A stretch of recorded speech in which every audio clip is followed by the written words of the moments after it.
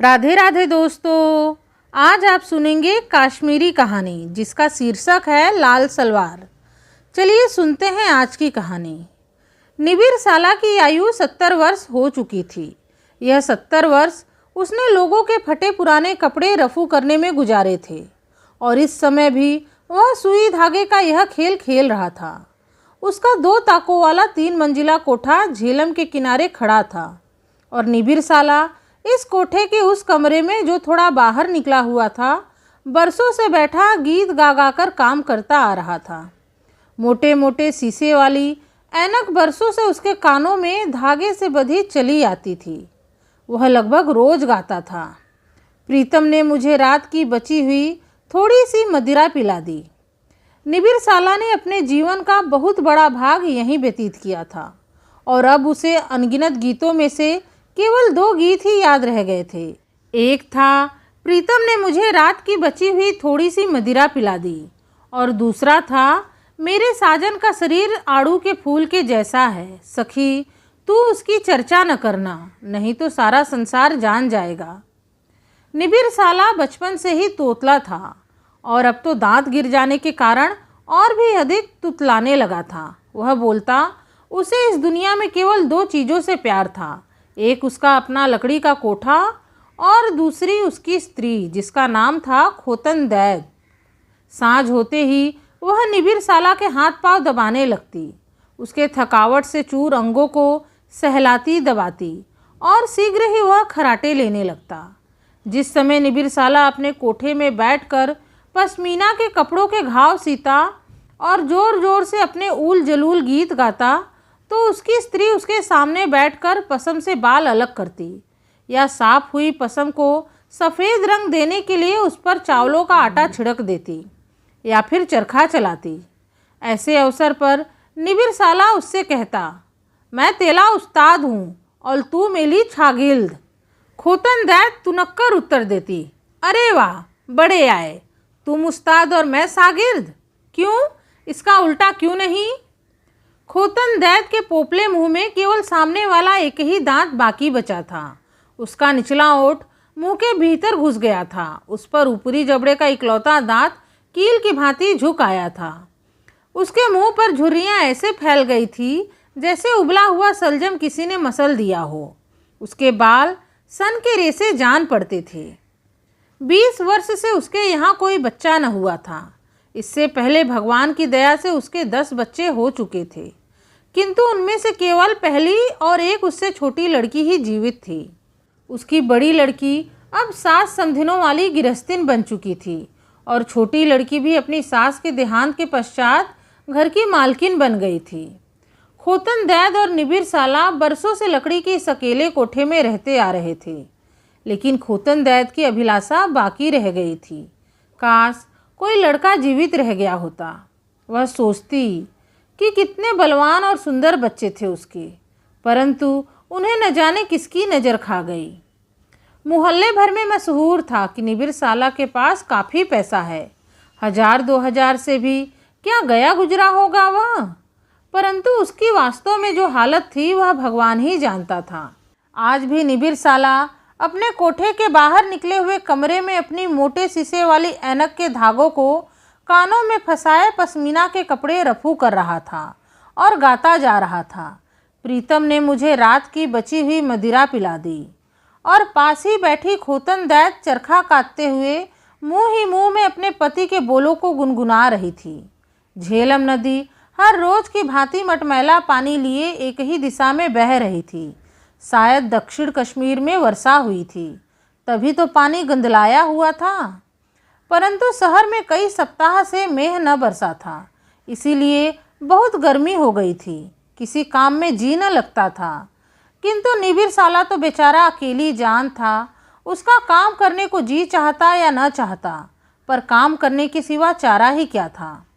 आज निबिर साला को ऐसा लग रहा था कि जैसे वह अपने आँखों की ज्योति सुई के नोकों में पिरोकर लोगों के फटे हुए कपड़े रफू करता रहा है। इस समय उसका सारा बदन पसीने में लथपथ हो रहा था। घुटनों पर पड़ी हुई पश्मीने की चादर उसे बुरी तरह खल रही थी। इतनी गर्मी और ऊपर से यह बला घुटनों पर सवार। मगर मरता क्या न करता, काम तो हर हालत में करना ही था। शायद इसी ख्याल से पिंड छुड़ाने के लिए आदत से मजबूर होकर वह चिल्लाए जा रहा था कि प्रीतम ने मुझे रात की बची हुई थोड़ी सी मदिरा पिला दी। बड़ी कठिनाई से उसने काम खत्म किया। अब चादर से लटकते हुए बेकार धागों को काटना और रह गया था। उसने स्त्री से पूछा, कैंची कहाँ है ली? मैंने उठा के रख दी है, स्त्री ने उत्तर दिया। इधर ला, उठा के क्यों रखी है? खोतन दैद उठना न चाहती थी, वह पुराने गठिया की रोगी थी। अली जल्दी ढूंढ, वह चिल्लाया। ढूंढ तो रही हूँ, खोतन दैद ने उत्तर दिया और ताकचे पर से पुराने कपड़ों की एक गठरी उतार ले आई। गठरी में पुराने चीथड़े और बच्चों के पोतड़े थे। बच्चे नहीं थे परंतु उनके कपड़े मौजूद थे। खोतन दैद ने उन पोतड़ों की ओर देखा और उसका हृदय हिचकोले खाने लगा। वह सोचने लगी, कितने बलवान और सुंदर बच्चे जने थे मैंने, फिर किसकी नज़र उन्हें खा गई। कपड़े उलटते पुलटते उसे रंग रंग के ख्याल आने लगे। एक एक करके उसके सारे बच्चे मानो उसके सामने आ खड़े हुए। उसकी सूखी लटकती हुई छातियाँ बच्चों के नरम नरम होठों का स्पर्श अनुभव करने लगी। ठीक उसी समय उसकी नज़र एक लाल कपड़े पर जा पड़ी। उसका दिल धक धक करने लगा। यह एक लाल सलवार थी, उसकी शादी के जोड़ों में से बची हुई आखिरी सलवार। उसे अपनी जवानी याद आ गई। खोतन दैद लजा गई। उसने अपने पति की निगाहों से इस सलवार को बचाना चाहा, लेकिन सलवार की लाली कहीं छुपाए छुपती है। यह लाली तो छन छन कर कमरे में फैल रही थी। मारे शर्म के खोतन दैद के मुरझाए हुए चेहरे पर भी लाली दौड़ने लगी। एक क्षण के लिए उसकी जवानी लौट आई। उसे महसूस हुआ कि वह एक बार फिर नई नवेली दुल्हन भी और निबिर साला उसका दूल्हा। अचानक उसकी निगाह निबिर साला पर पड़ी, जो उसे टकटकी लगाए देख रहा था, हंस रहा था और गा रहा था। मेरे साजन का शरीर आड़ू के फूल के जैसा है, सखी तू उसकी चर्चा न करना, नहीं तो सारा संसार जान जाएगा। इस समय खोतन दैद को निबिर साला वास्तव में जवान दिख पड़ा। शादी का जोड़ा पहने हुए, पश्मीने का गुस्सा कंधों पर लटकाए हुए और 972 नंबर वाली मलमल की पगड़ी बांधे हुए एक दूल्हा जो अभी अभी घोड़े से उतरा हो, और वह शर्माई लजाई दुल्हन थी।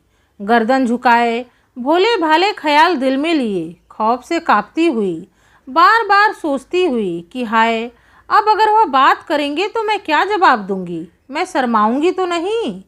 वह इन्हीं विचारों में डूबी हुई थी कि उसने निबिर साला की आवाज़ सुनी। वह कह रहा था, जला पहन तो ले यह सलवार। वह शर्मा गई। उसने बात टाल दी, लेकिन अभी वह कुछ और न सोच पाई थी कि वह फिर से बोल उठा, पहन लेना। इतना कहकर उसने पश्मीने की चादर कंधों पर से गुस्से की तरह गिरा दी और दूल्हे की भांति खोतन दैद के निकट जाकर उससे कहने लगा, अब पहन भी, तुम तो सठिया गए हो। खोतन दैद ने नवोढ़ा की तरह बल खाते हुए कहा, मैं सठिया गया हूँ? निबिर साला ने पूछा। खोतन दैद चुप हो गई। वह अब उठ न सकती थी। उठना तो रहा एक तरफ, उसकी गर्दन एक बार झुक कर उठने का नाम ही न लेती थी। अच्छा, नहीं पहनती न पहन। निबिर साला बड़बड़ाता हुआ उठ खड़ा हुआ और दरवाजे से निकलकर बाहर चला गया। खोतन दैद के सिर से मानो मनोबोझ उतर गया। वह जल्दी जल्दी उठी, उठकर सारे कपड़े गठरी में बांधे। लाल सलवार को बार बार ललचाई नज़रों से देखती रही। जी मचल गया कि क्यों न पहने, परंतु लज्जा रास्ते का पत्थर बन गई। आखिर सलवार को उसने फटे पुराने कपड़ों के नीचे छुपा दिया और गठरी को ताक के कोने में छुपाने की चेष्टा करने लगी। आखिर यह कहाँ चला गया?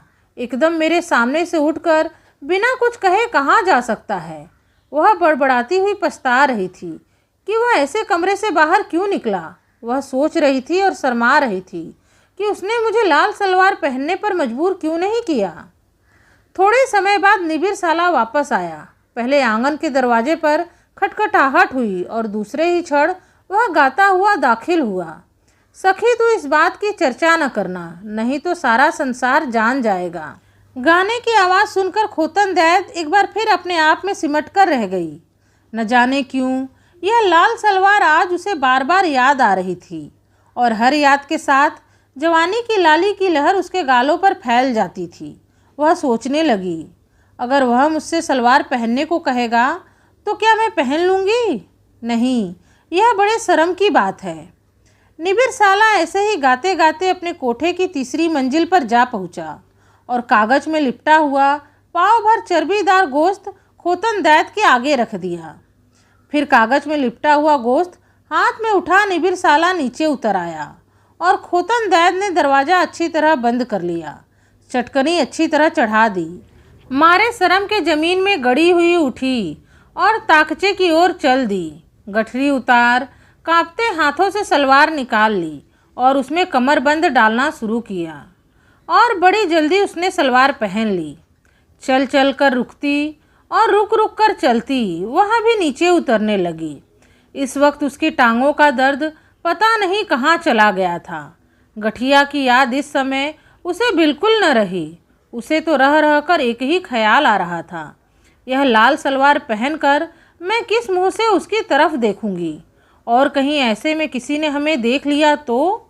उफ मेरे अल्लाह! उसका मन यही सोचकर डूबने लगा। फिर भी वचन जो दे चुकी थी, धीरे धीरे वह सीढ़ियों से उतरकर रसोई में गई। निबिर साला वहाँ पहले ही पहुँच चुका था। वह बेतुके अंदाज से कभी चूल्हा फूंकता, कभी गाता जाता था। गोश्त उबालने के लिए हांडी पहले ही उसने चढ़ा दी थी।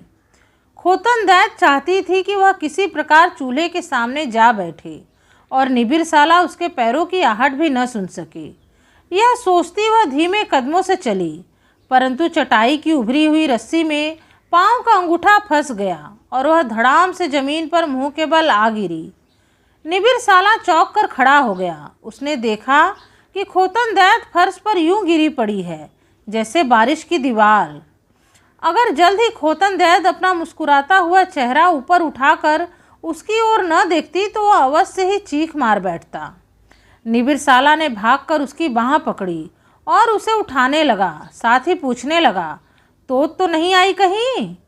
खोतन दैत ने गर्दन झुकाए हुए इनकार में सिर हिला दिया। लो जला उठो तो। खोतन दैत ने गर्दन झुकाए ही फिर इनकार में सिर हिला दिया, लेकिन निबिर साला इस बात पर अड़ गया कि वह खड़ी हो जाए। खोतन दैत को भी जिद आ गई। अब निबिर साला बाकायदा जोर आजमाइश करने लगा, जबरदस्ती करने लगा, उस नौजवान पति की तरह जो प्यार व मोहब्बत में कभी कभी ऐसी हरकतों से भी नहीं चूकता, या केवल इसलिए कि खोतन दैत यदि खड़ी हो जाए तो वह लाल सलवार देख सकेगा, अपनी जवानी की याद ताज़ा कर सकेगा। ठीक उसी वक्त जबकि उनकी धींगा मुश्ती अंतिम सीमा पर पहुंची, अचानक किसी ने दरवाज़ा खटखटाया। दरवाजे के बाहर किसी के खांसने की आवाज़ आई। निबिर साला जल्दी से फर्श पर बैठ गया, जैसे कुछ हुआ ही न था। खोतन दैत के तो मानो बदन में लहू ही न रहा। उनकी बड़ी बेटी का पति दरवाज़ा खोलकर अंदर आ चुका था तथा उनकी हरकतें देख चुका था और अब गुस्से से होठ चबा रहा था। निबिर साला उसे देखते ही चिल्लाया, अस्सलाम वालेकुम, आओ भाई आओ। परंतु उसका जमाई मौन खड़ा रहा और क्षण दो क्षण पश्चात उल्टे पांव दरवाजे से बाहर निकल गया। खोतन दैत हक्की बक्की रह गई, जैसे भरे बाजार में चोरी करते पकड़ी गई हो। उसने महसूस किया कि जैसे उससे कोई बड़ा गुनाह हो गया हो। उसने सवालिया निगाहों से अपने पति की ओर देखा। निबिर साला गुस्से से लाल अंगारा हो रहा था। उसने एक अंगारा उगल ही दिया। हमने क्या चोली की है? छवि अपने अपने घलों के लाजा हैं। तो दोस्तों, ये थी आज की कहानी। उम्मीद है आप लोगों को ये कहानी पसंद आई होगी। कहानी पसंद आई है तो प्लीज़ इस वीडियो को लाइक करके मेरे चैनल को सब्सक्राइब कर लीजिएगा। आपसे मिलूंगी अपने अगले वीडियो में एक नई कथा कहानी के साथ। तब तक के लिए राधे राधे, धन्यवाद।